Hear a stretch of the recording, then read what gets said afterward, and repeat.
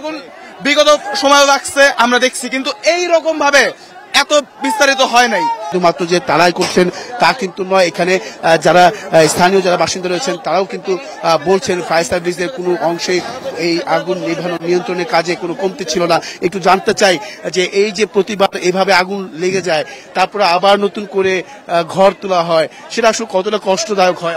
এটা অনেক কষ্টকর হয়, দিন আইনি দিন খায়া এই আগুন লাগা পুরা অনেক কষ্ট করে করতে হয়, আবার করে না তো। আমাদের করালবাসীর জন্য আপনার টেন্টি যে স্যাটেলাইটটা ছিল, যেখানে গির্জা মন্দিরটা পশ্চিম পাড়া যে মন্দিরটা ছিল, ওখানে ফায়ার সার্ভিসের গাড়ি বানাবে, টেন্টি ইয়া করবে, কিন্তু করালের বাসের জন্য করে নাই। কেন করে না? ওটা মন্দির বানাইছে, ওটা হিন্দুকে বোঝাইছে, ওটা ভাঙার জন্য আমি আবেদন জানাচ্ছি। সুপ্রণীত না এমনি কোনো দুর্ঘটনা? এটা তো আমরা সঠিক বলতে পারি না। অনেক নির্বাচন আইলেই এরকম আমাদের করালবাসীর জন্য এরকম হয়। কেউ বলে একজনে এক কথা বলে, কেউ বলে গ্যাসের থেকে লাগছে, কেউ বলে আগুন লাগাই দিছে।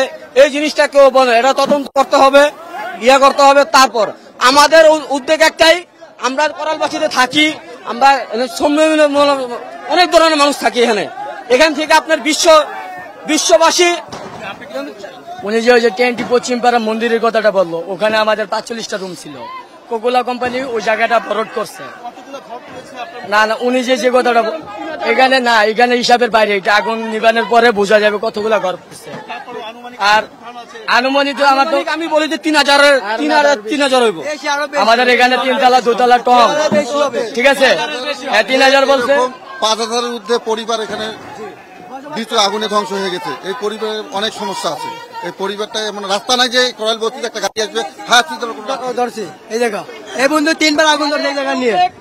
আমাদের একটা উদ্যোগ, আমাদের করালবাসীর জন্য, যারা উপদেষ্টারা আছেন, ডক্টর ইউনূস সাহেব আছেন, এখন বর্তমান ডাক্তার রানিং আছেন, আমাদের করালবাসীর জন্য আমরা আসবো, আবার আপনাদের কাছে আবার আসবো। আমি একটু এখানে যেতে চাই, সেই আগুনের লেলিহান শিকার ঠিক আমার যে পাশটা আমি দেখানোর চেষ্টা করেছিলাম, ঠিক তার পাশে তো এখন একটু যদি দেখানোর চেষ্টা করি, একটু দেখানোর চেষ্টা করবো আমরা, একটু যদি সুযোগ পাওয়া যায়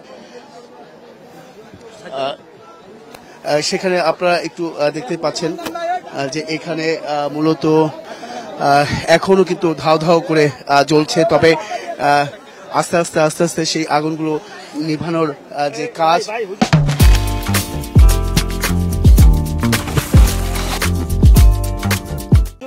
সেই কাজগুলো কিন্তু করছেন ফায়ার সার্ভিস। আরেকটি বিষয় জানিয়ে রাখি,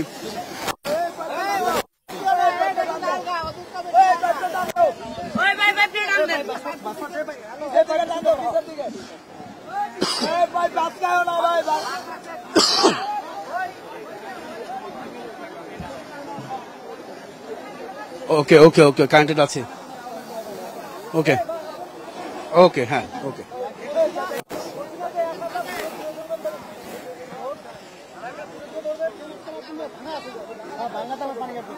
এই আগুন বিগত সময় লাগছে আমরা দেখছি, কিন্তু এই রকম ভাবে এত বিস্তারিত হয় নাই।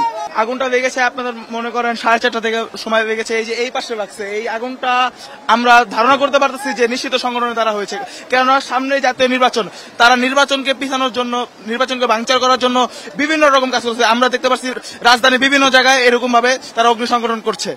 এখন আমরা চাই অন্তর্বর্তী সরকার তাদের সেই সংগঠনগুলোকে উচিত ব্যবস্থা নিয়ে আমাদেরকে ন্যায্য বিচারের দাবি করছি আমরা। এই আগুন বিগত সময় লাগছে আমরা দেখছি, কিন্তু এই রকম ভাবে এত বিস্তারিত হয় নাই, কেননা ওগুলা কেউ লাগায় নাই, ওগুলা হঠাৎ করে হয়েছে। এখানে আরো অনেকে আছেন, আমি একটু জানতে চাই যে আপনারা কি ধরনের সহযোগিতা করেছেন? ফায়ার সার্ভিসের সঙ্গে কি আপনারা সহযোগিতা করেছেন, না তাদের একটু বেগ পেতে হয়েছে, কষ্ট করতে হয়েছে?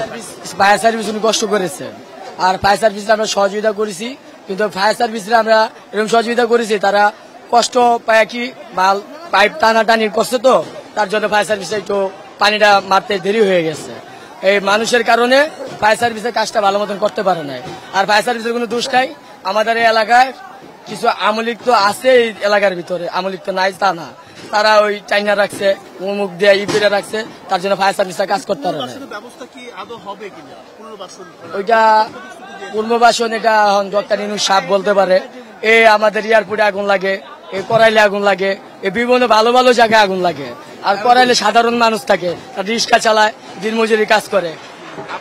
এখানে যে আগুনগুলো লাগে এই জায়গাটা হইতেছে ঘনবসতি, তো নিষিদ্ধ সংগঠন সর্বোচ্চ চাইলে এখানে যে ঘনবসতি জায়গাগুলো তারা যদি আগুন লাগাইতে পারে তবে এটা নির্বাচনকে একটা হেনস্থা খাওয়াবে, বাংচার করার জন্য তারা এই কাজগুলো করে।